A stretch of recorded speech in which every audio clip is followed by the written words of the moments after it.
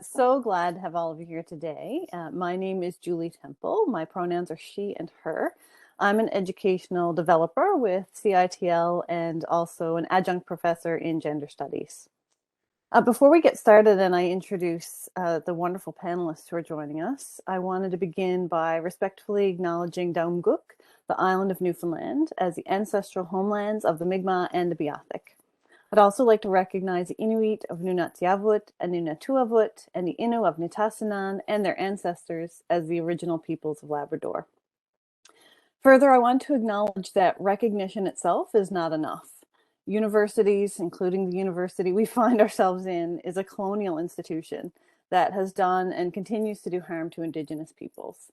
We all have a great deal of work ahead of us in order to build respectful relationships with Indigenous communities and truly decolonize and indigenize our universities. And so as part of this panel, I commit to learning, listening, and working towards collective healing and true reconciliation for all of us within our journeys of teaching and learning. So now our panel today is called Teaching All Students. What do students want their instructors to know? So we are flipping it around a little bit. The students are the experts today. And we know that memorial students bring diverse experiences and diverse backgrounds to the classroom. But as instructors, we might not be aware of all the barriers that students may face, and we may not be aware of the biases that we bring to the classroom that can make things more difficult for our students. And so now that many of us are actually returning to in-person class and also considering how to balance our online teaching, how do we ensure that our teaching practices are actually teaching for all students? So this panel discussion today is a follow-up to a panel we had last year at the 2021 conference.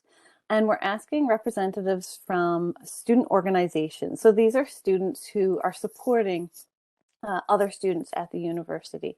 And so today we have, first on my screen is Draco Dunphy, who's going to talk about experiences as an Indigenous student and also as an Indigenous representative for various student organizations. I'll let Draco talk about their own affiliations. Jen Dion is next on my screen, and Jen also has a number of different affiliations, including having previously worked at CITL and is bringing experiences from the Blunden Center to talk about experiences of neurodivergent students. And then Suha Hassan, who is about to start working with the Internationalization Office and is going to talk to us about experiences of students who are new to Canada. And so I want to extend a warm welcome to all three of you for coming to share both your personal experiences and the perspectives that have been shared with you by other students, because I know you all do a lot of work to support students in their journeys of learning at the university. And hopefully we'll be joined in a little while by Jennifer Agu, who's coming to us from the Black Students Association. So we'll jump in with her if she arrives. And so to get started, I'm going to start with Jen, because Jen joined us last year and saw how this went a little bit. Did you want to introduce yourself first, Jen, before we jump into the questions? Yeah, sounds lovely. Hello, my name is Jen, as you can see by my lovely title card. I use she, they pronouns primarily, but I'm open to any pronouns really. I am a neurodiverse person, and I have a BA in English and a master's in gender studies from Memorial. My focus was in disability studies, and I'm working on completing a certificate in Indigenous studies right now. I currently work in student recruitment, but I have previously worked at the Blunden Center and CITL, as Julie mentioned previously. I also currently work with the Learning Disabilities Association of Newfoundland, and I do a variety of things with them, including lived experience presentations and some work with assistive technologies. And yeah, that's pretty much my ins and outs. Back to you, Julie. Thanks so much, Jen. Draco, would you like to go next to introduce yourself? Sure. Gwe Deloise Draco Dunphy. I'm the former national co-chair of the Circle of First Nations Métis Inuit students, as well as national executive representative of the same group. I'm also former director of campaigns at Munsu and community advocate with First Voice Urban Indigenous Coalition. Not sure what other affiliations I can say. My pronouns are he, they, and I've been a student at Memorial University since 2017. Thanks so much, Draco. Suha, you want to introduce yourself? Yeah, sure. Hi everybody. My name is Suha. I'm originally from Bangladesh. I've come here in 2018. I just finished my Bachelor of Psychology with an honors and a co-op. I did most of my work terms with the Internationalization Office, where I worked a lot with international students. And now I'm going to be joining, hopefully soon, as a career advisor in a joint role between career development and the Internationalization Office. Outside of this, I've worked with a lot of student groups as well, such as Mun Minds. I was also on Mansu. And outside of campus, I volunteer with the Newfoundland Sexual Assault Support Line. Thanks so much, Suha. All right, seeing as this is a panel, I have a couple of questions that I'm going to ask to each of the panelists. So we'll go through the panelists one at a time in the same order that I just went through. And if you have questions, you can put them in the chat if you wish, but we're going to go through each of our panelists and then discuss questions at the end, just to give them a chance to really formulate their thoughts. So Jen, beginning with you, and you can talk about your own experiences and also students who you've supported, especially through the Blondin Center and now with Learning Disabilities NL. What do you think that neurodiverse students most want their instructors to know about their experiences of learning at Memorial? For sure. I think one thing that I like to speak about, and I've heard from other students, is that documentation and formalized testing is expensive, and that it's a very privileged position to be able to afford and have the social supports around you to pursue a diagnosis. Simply because we don't have formalized documentation, some of us do, some of us might not, does not mean that we're not necessarily neurodiverse. It's, as I said, it is a privilege to be able to start that process young, or start that process with supports around you, or have the financial ability to do so. And that other intersections of inequality can affect access to like testing and supports. And some folks might not even be interested in pursuing the testing due to like personal reasons, or any anxiety around engaging with the healthcare system, because it can be pretty daunting, especially when there's a certain set of, I would say, rules that you have to follow to navigate those kind of systems that we might be working from outside of. And it doesn't necessarily mean having a diagnosis or not is any less valid or any less useful, but it can be. I'm going to say, I just want to highlight that some folks might not have access to that, and it's important for instructors to realize that folks can identify as neurodiverse and not necessarily have supporting documentation for that. That's a really important reminder. Is there anything else that you had kind of thought about that you feel like neurodiverse students would want instructors to know? I'm going to say I like to invite instructors to, I'm going to say, challenge us without necessarily disadvantaging us. And I know that's a pretty pretty broad and not a non-specific thing to say, but I'm going to say if folks are open to identifying themselves in your course and want to have an open dialogue about how you can support them, definitely.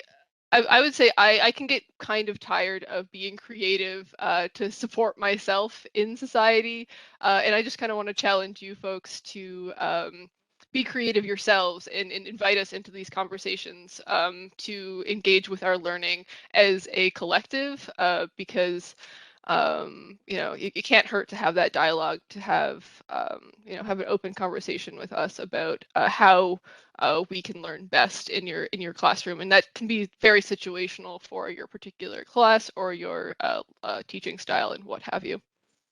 I think that thoroughly responds to your question there. Yeah, and I'm hearing in what you're saying that maybe checking in individually with students, especially if they come forward to you as neurodivergent, and having a conversation about what that means for them and for their learning, and how that can you can better teach to those needs in your course. Yeah, especially since I would say, and not just in the cases where that documentation or that that letter comes from the Blood and Center, in instances where that person approaches you and might want to have that conversation without that official letter, if you will, because I found that I'm gonna say in my personal experience, the instructors who were best at working through my learning and assisting me in courses were professors and instructors who were looking to not necessarily go through and do formalized accommodations or anything like that. It's the ones that wanted to kind of keep to the classroom as best that they can and look at ways to improve their teaching in the future. And I'm not saying you can't go through formalized means by any means. It's just I would say the most of that creativity has come when we've had conversations among each other. That's really helpful. Thank you. Is there anything else when you were thinking about practices that you've seen done well in the classroom? Yeah, so in my particular instance, and I'm going to say just speaking from my own experience, not necessarily anyone else's, is allowing me to use my technology in a way. I've had several instructors who have told me previously that I'm not necessarily allowed to have technology in the classroom. That has definitely changed since COVID and not necessarily applicable at this moment, but maybe will be once we get back to the class a little bit more and more, and maybe we're working from like hybrid models or just in classroom models entirely, is that being able to work technology and or different I'm going to say different structures into the classroom, maybe looking outside of that, standing in front of the classroom model and lecturing, or maybe I know that does have some anxiety around breaking the mold of teaching, but it is really nice to see that creativity and have a little bit of a different a style that is not necessarily unique to the individual instructor, but could be shared with others through their experiences. When you mentioned devices, it reminded me of our conversation at the panel last year, and you talked about how some instructors really don't want students to have any kind of device, even a fidgeting device in the classroom, and to Mhm. understand that for some students that actually helps them to learn. Yes, I'm gonna say even in the world of being on camera, I don't necessarily always feel comfortable like having my hands visible, or like that I am not necessarily always looking at the camera, for example. Like I have my captioning up actually on my other screen, so if you see me looking over at the other screen, it's not because I'm not paying attention to you, Julie. It's because I'm trying to read what you say as you're saying it. So it's not that I'm distracted or that I am not engaged with your material that you're presenting to me. It might be because I'm trying to access your class in a different way that might look a little bit different from what other students might be doing when sitting in class.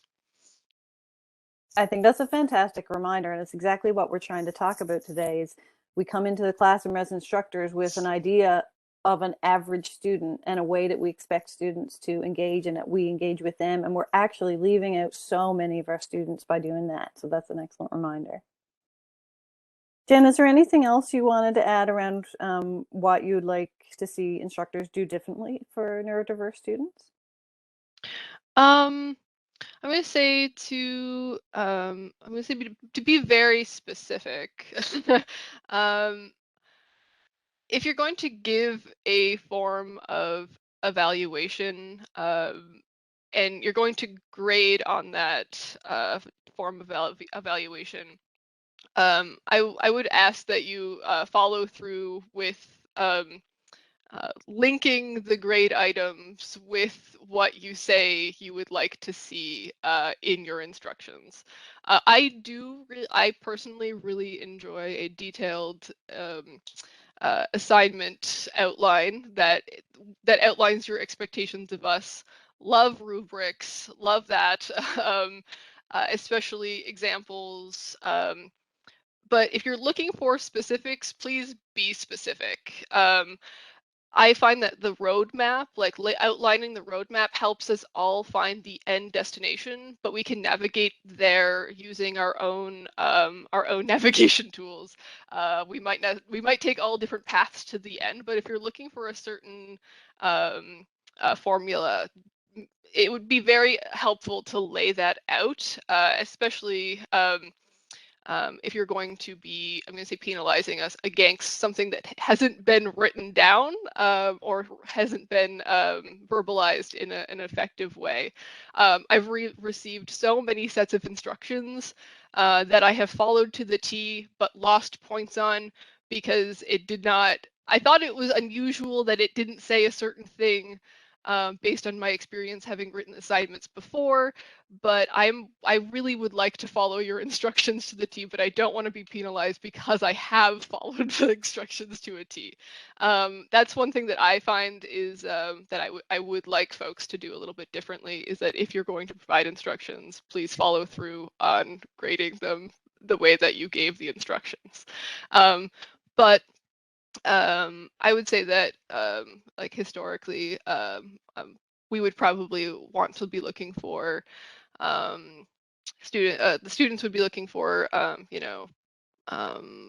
just being open and not not necessarily making any kind of, I would say I've run into issues of like making negative comments in front of the class. Obviously we know don't do that when it comes to neurodiversity or any kind of disabilities or really any kind of inequality. Just don't do that. But I think that's fairly obvious. So I wanted to give you a fairly concrete example of what I have experienced in the past, where I feel like that may be my literal nature when I want to follow instructions has kind of hindered me in coursework, and I would like that to be a little bit different.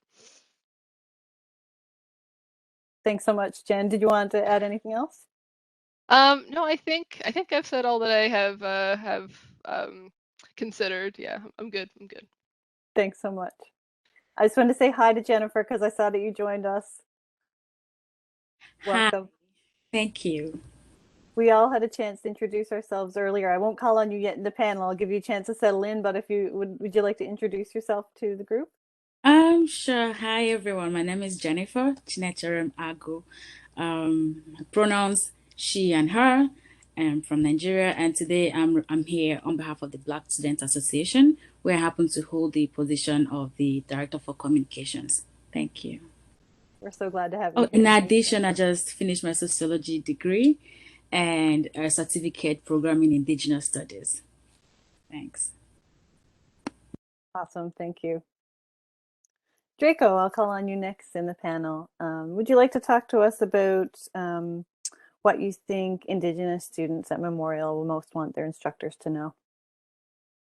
Sure, and I'd also like to give a content warning because, especially after COVID, there are some very heavy topics that I feel it's been such a disservice that it hasn't been discussed as much as it truly needs to at this point. So I'll give a content warning for talk about suicide. I was thinking about opening it up with the usual experiences of Indigenous students being overly called on in classes, being the only Indigenous student. That can be very tough and very difficult. But I think that there's something else that really needs to be spoken to, especially with respect to administration within the academy. I feel like it can often be so compassionless for students. I feel like a lot of Indigenous students have faced some serious disrespect, and almost as though sometimes professors hide behind formalities that may or may not actually exist in order to get away from having to deal with certain things. And as we now hear a lot of talk about intergenerational trauma and the issues faced by Indigenous people, we have to remember that it's not just theory. This is real life. These are the everyday issues of people who walk through these classrooms and walk through these halls. There are many students who've been suffering greatly, and COVID has only compounded that. For those that don't know the statistics that have come out yet, the statistics that I've seen coming out of the Student Wellness and Counseling Center from the National College Health Assessment Survey that went through Memorial in 2021. Through that survey, it was discovered that at the time, 28.5% of students in the general population had seriously considered suicide. And when you compound that with the fact that many students come from backgrounds that have higher rates of suicide, for many First Nations it's twice, for some Inuit communities as much as 9 times the rate. We have to realize and respect the life experience of people and realize that small things can really spiral out when you're already dealing with a mountain of issues. It may seem like nothing to a professor to deny something, a 1-day extension, a 2-day extension, for something that may seem not so serious to you. But you have no idea the background behind someone and what they're dealing with every day. And when they explain to you the depths of what they're going through, please do not say something like, I do not minimize, or I do not want to minimize your life experience, but we all have problems. That is a direct quote from a teacher at this university in response to a student who had experienced sexual violence. This is one example of something that I've seen at this university, and I've seen many more. Small examples, such as not willing to write an attestation of attendance for a student, has resulted in this student in no longer being able to receive funding for this entire year because their professor would not write a letter expressing that they attended their class. That professor said something about formalities, and the university doesn't take that. It's not a formal thing to just need a letter of attendance for their band's funding. But now that student, because their professor refused to at the time, before that deadline, that student will no longer receive funding to go to school. That student cannot go to school this year. That is a tragedy that should not be repeated. And that's the biggest thing for me, I think, as someone who's represented students. Just really understanding the difficulty, especially at this point in time, of what it means to be a student. I think we've all experienced COVID fatigue, Zoom fatigue, and many things like this. But it's really important to recognize just how much power you hold over someone's life and how much you can throw it off just by refusing a simple compassion. That's a big thing for me, and I really want everyone to know that. And that's my perspective as an Indigenous student here who's represented students and tried to help them through some of these scenarios. Thank you so much, Draco, and thanks especially for reminding us about the power inherent in the instructor-student relationship. Even though we didn't make that explicit when we talked about the panel, that really is what we're talking about, the power that instructors have and how much that can create incredible problems for many different students. And hearing you speak about the really serious concerns that so many of our students, and especially Indigenous students, are facing is a really good reminder, I think, for a lot of us. So thank you for that.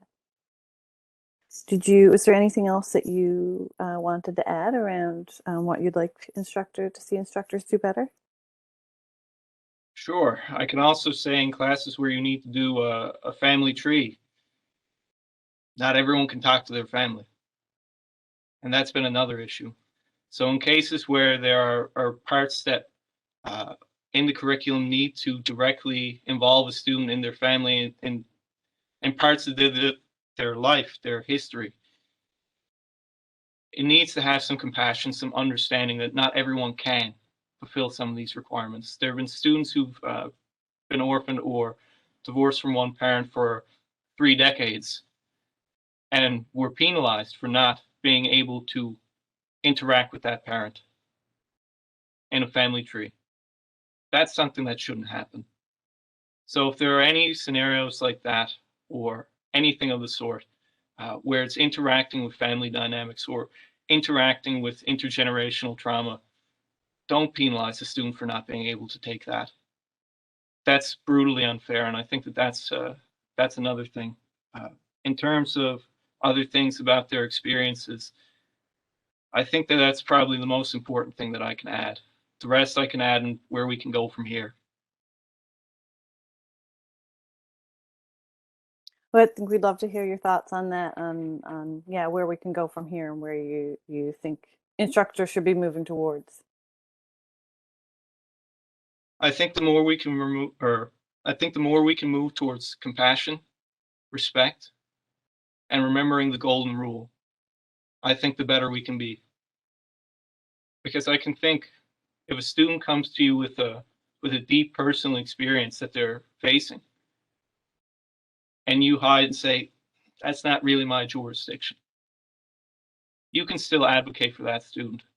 You can still try and help that student. And I recognize that professors and staff at this university are also heavily burdened down at this point.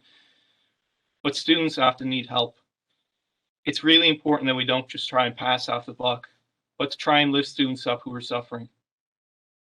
I think that that's one of the biggest things, because I can imagine that in the case that you were in the same shoes as this student, that you would really hope that someone would treat you with the decency and the dignity that you deserve. I think the golden rule is probably the biggest thing with that. Just thinking, if you were in this student's shoes, what would you want someone to do for you? And I think that that's the biggest thing, treating other people as you would like to be treated. I think it's important to remember that these ideas that we talk about, intergenerational trauma, reconciliation, they aren't just an idea, an abstraction. It's a real thing that people face. And recognizing that some people really face certain issues in very heavy ways that affect them in every day. And that's not to speak at all of the intersections that compound. Perhaps you're Indigenous, perhaps you're also queer. Perhaps you're Indigenous, perhaps you're also neurodivergent or disabled. This causes many problems, because now we also see that while facing some of these heavy mental health struggles and burdens, you're also facing difficulties in getting these diagnoses, talking to your doctor, talking to your psychiatrist. You may have issues in dealing with them. It's things like this where we really see that what we need is decency and support. You know, students want to learn. And when you have students who are coming to you who are really trying to figure out a way to make alternative arrangements to fulfill the requirements of the class, who are trying but struggling, I think it's really important that we just remember to meet people where they're at. And if that's possible, that's the best thing a professor can do for a student, I think. Just meeting a student where they're at and trying to bring them up to level. I think that that's the biggest thing that we need to do. And I'd be very appreciative to see a shift towards that. Thank you so much, Draco. And I really appreciate your reminder that compassion between one another in just those individual interactions, that actually is part of reconciliation. That is part of doing that work. So thank you for that. Suha, I'm going to turn it over to you to talk about what do you think that international students would most like their instructors to know? Absolutely, thank you. I would like to start off by saying that, even though I'm speaking as an international student, I'm only going to be speaking about my own opinions. I did post these questions I shared this question with my network, and I'm also going to be including some of the answers that they provided me with. But the international student experience is so diverse, there's no way I can speak to all of it myself. So the first thing would be like Draco mentioned, and like Jen mentioned, these are also things that apply to international students. And the key theme that kept coming up was the need for understanding and flexibility and the need for compassion. As an international student, we would really like, international students really like instructors to acknowledge that we are adjusting to a new environment. We've moved away from our homes. A lot of us are working multiple jobs. From fall 2022, the tuition will be about $20,000 a year for international students. So we are paying significantly more, and we are working a lot more outside of schoolwork. And so there are a lot of competing but equally important priorities in our lives. And so what we would really like instructors to know is, understand these different realities that we face as international students. Also, a lot of the programs that international students are part of, like I did a very intensive program in psychology. I know engineering is also very intensive. It's very difficult to maintain like a work-life balance when you are in that kind of program and you are doing multiple jobs. So again, going back to that idea of compassion, being compassionate towards a student if they come to you for 1 or 2 days for an extension. And a new thing that did come up was, even though that we are going back in person now, not a lot of students might be comfortable going back in class because you might be immunocompromised. If you're an international student, you might not have all the resources that you need to be able to isolate for 5 days or 7 days. You might not be able to miss work for that long.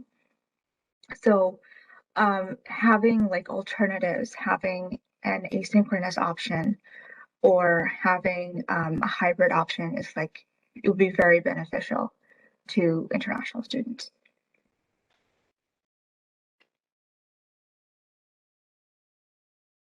Thanks so much, Suha. Did you want to add anything to that about specific things that you'd like to see instructors do better? Yeah, absolutely.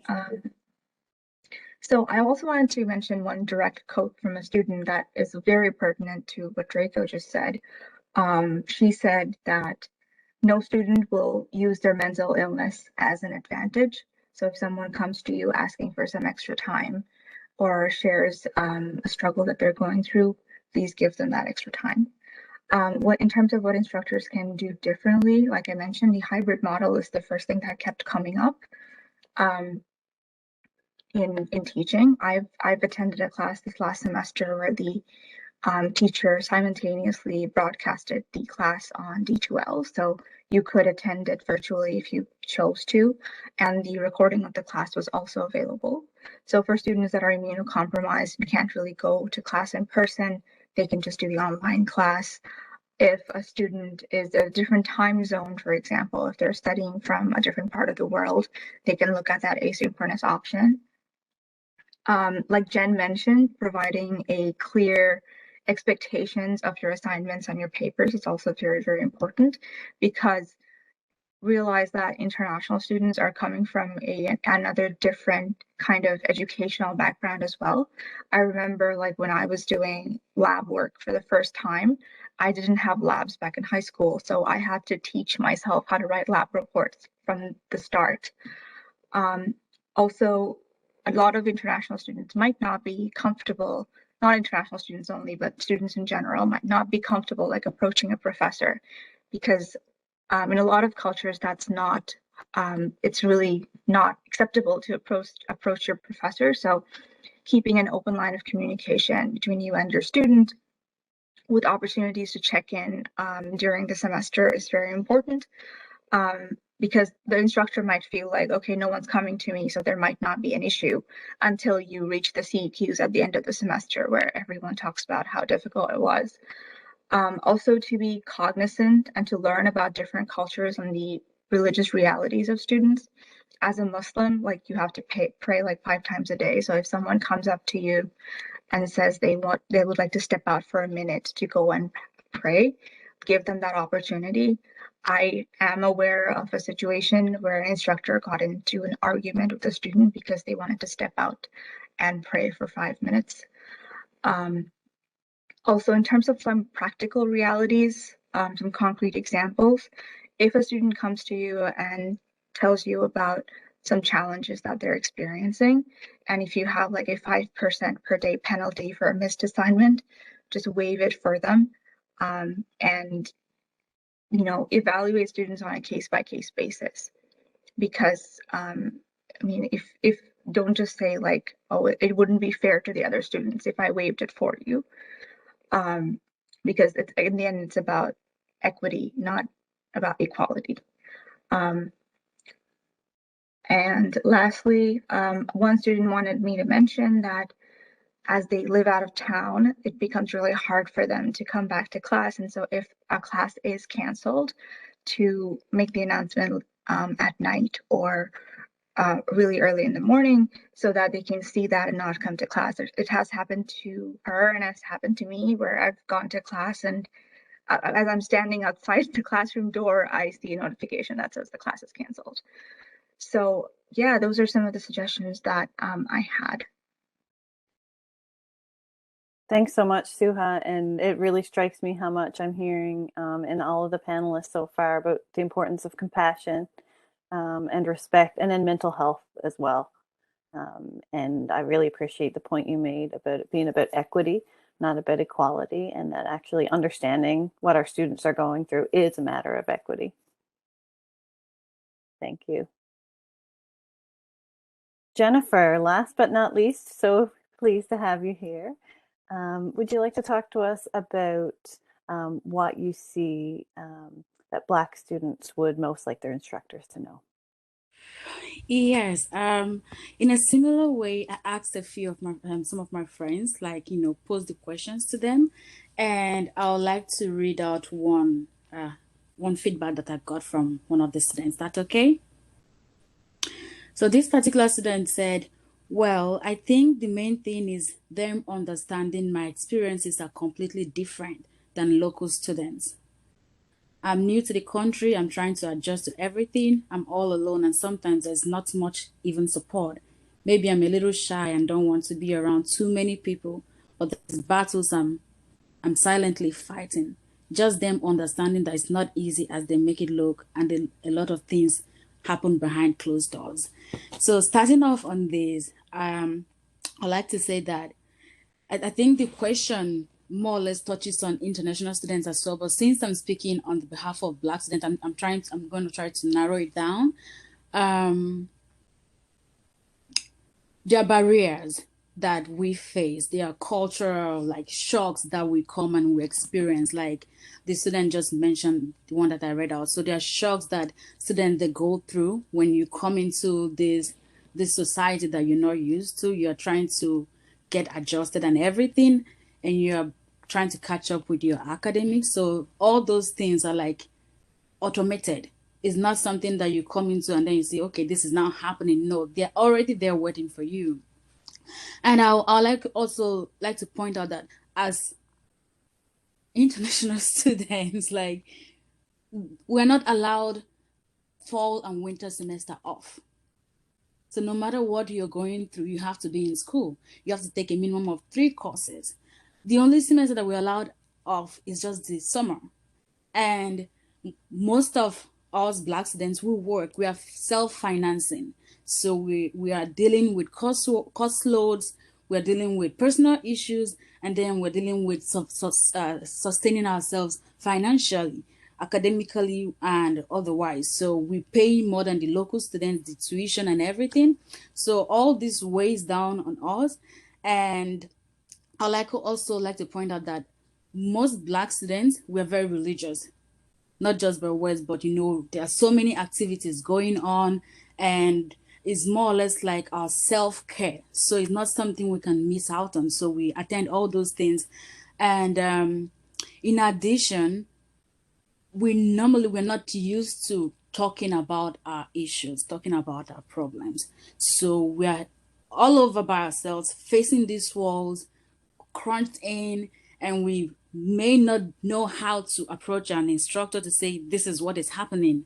And, so I'm going to touch on that later on, but this is just like the basic thing. Yeah. For the instructors to know that these students have a different educational experience prior to what they are receiving now, and there are already strains that they are going through, with finances and the rest. Yeah. Thanks. That's such a good reminder too, Jennifer, of all the other things that students may have going on and working at the same time, like you said, and also back to the mental health in terms of, self-care is not optional. If that means attending religious activities and other things, that's actually necessary for mental health. That's right. Is there anything you wanted to add around specific things that you think you've seen Black students would like instructors to do better? Yes. So actually, this has to do a lot with mental health. I remember that some years ago, we used to have issues at the student residence, cases of suicide and all, right? So we don't have those anymore. That's good. Something must have happened. Something must have been done right, correctly for that to go down, right? So putting that into perspective, sometimes what students need are more or less for the instructors to connect with them on an emotional level. So just encouraging them, that will go a long way. It's not just about passing the piece of information, okay, this is what you have to do with your school. Obviously, when you come here, you're coming for school. You're coming to do that, but somewhere along the line, things get rough. So it's not about reminding you that that your school is priority. Sometimes you need encouragement from your instructors, right? So connecting with the students on an emotional level can go a long way. Also, I think that Black students would like for their instructors to be more aware of resources that are available to them. I'm going to speak from my own experience in this right now. There were instructors that I went to and they didn't know where to point me. They didn't know the directions to point me. After a lot of things got messy for me in my academics, I finally started learning of all these resources that I could have utilized if I had been, if I was aware of them right earlier on. So imagine I have an instructor who knows all this. It would have been easier for me, right? It's a good thing that the counseling center right now is free. You don't have to pay for it. You can just walk in, you can get a day counseling, you can get for this full semester and all whatnot. So instructors connecting with their students on an emotional level will go a long way, telling them, okay, just encourage them, that's all. And then giving them extensions when necessary. Some students don't know how to some Black students don't know how to go to the counseling session, even when they know that that's available to them. They just, because it's not our culture, right? So it takes time to learn and unlearn some things. So if a student needs accommodation, please give the student accommodation. Some students wouldn't want to get into their fights and their struggles and their battles with their instructor, except when it's like really necessary and that's their only option. And even when it's their last option, they still don't want to share because they're like traumas and that you're going to awaken all those things. They wouldn't want to go through all those. So that's it. Thank you. Thanks so much, Jennifer. And I wonder if, as we're keeping in mind that we really don't know what any of our students are going through, and that some students are going to be less likely to come forward to us, making sure to provide that information for instructors to know what resources are there for students and provide it right from the beginning of class so that students are aware. Yeah. Is there any last thing that you would like to add? Well, actually, yes. One of the questions that we had, right, to like the 3 points was the one that asked what our instructors have done best, right, or better in. I'd like to say thanks to all our instructors out there. So far at Mon here, I see that the instructors, they follow a more or less clinical form of education. So getting the students to participate and, do presentation, it helps with our communications. Like our accents are different, accents in code. Some people are going to argue with me on that, but our pronunciation and our speakings are different. So being in this new society and learning how things are done is paramount, right? So it forms like the basis for us to communicate, professionally and otherwise. And apart from the participation and everything, being a part of the process also matters. So far our instructors have been doing an awesome job in that area. And yeah, I really want to say thank you. Thanks so much for that, Jennifer. And I'll ask all our panelists to come back now.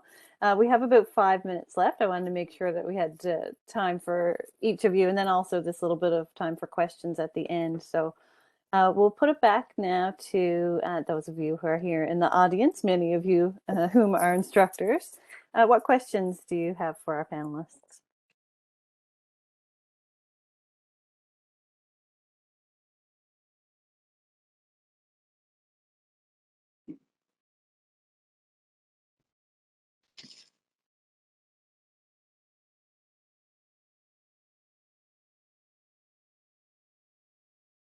I have a question, if it's okay, as the moderator.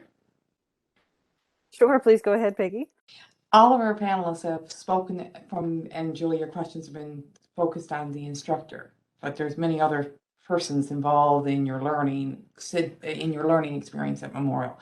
Are any of those that you've shared relatable back to those of us that are in an administrative or a support role that are not in front of you in a class or in a D2L shell?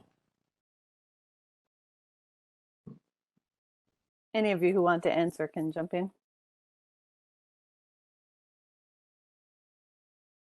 I feel like Jen might have insights after working at CITL. Sorry to pick on you, Jen. Yeah, no worries. I was just kind of gather my thoughts on that.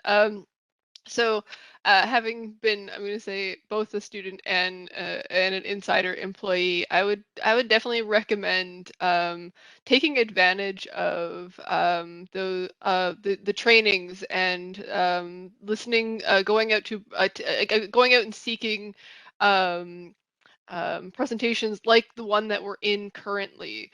It's always a really great way to hear the voices of students or different perspectives, as we have access to that as a MUN employee, just across the board. And if there's something that you want to learn about, approach your managers, approach the heads of your departments, and ask for them. I'm sure if someone reached out to you, Julie, and wanted to do a panel specifically for their department, or wanted to speak to one of us on the panel, just like in more depth, I'm sure you would be happy to facilitate something like that, or have or connect different students with to have that kind of conversation. And these say resource centers and societies that we're all representing here today, or might not necessarily be representing or are a part of, what have you. I'm sure would be happy to facilitate those conversations as well. You just have to invite us, because we don't necessarily know how to approach you and volunteer that, but we'll be happy to be approached and have you volunteer us into your space. Thanks so much, Jen. Did anyone else want to answer that question? Or will we open it up to other questions? I'll go. It's kind of similar to what I was speaking about before, and depending on certain administrative things, whether you're filing a change course form or something simple, sometimes that can have a really huge impact on students as well. So just having compassion in these places. Everywhere you interact with someone, you have no idea what's going on in their life. So, sometimes simple things can get tripped up on forms.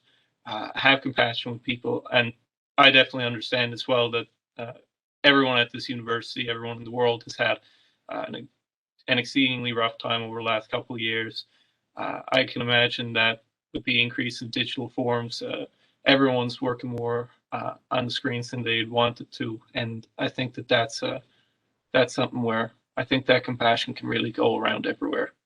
But yeah, really just having compassion for students when they're trying to navigate the process. I find that the administration can be very difficult to navigate. And for some students, I'd find dealing with administration, just navigating through that, is harder than any class that I've ever been in.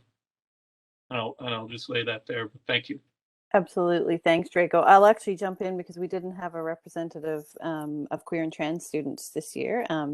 I do a lot of work with trans advocacy, and I hear from a lot of trans students that dealing with administrative staff is one of the worst parts of dealing with university. So if a student comes to you and they need to change their email address or their name, they're changing their gender marker, whatever it might be, believe them and try to make that as smooth and simple for them as possible. And there is a guide called the Trans and Gender Diverse Student Guide that's available at MUN that we worked on a few years ago. It's quite good to help students navigate that. So you can also pass that on to your students.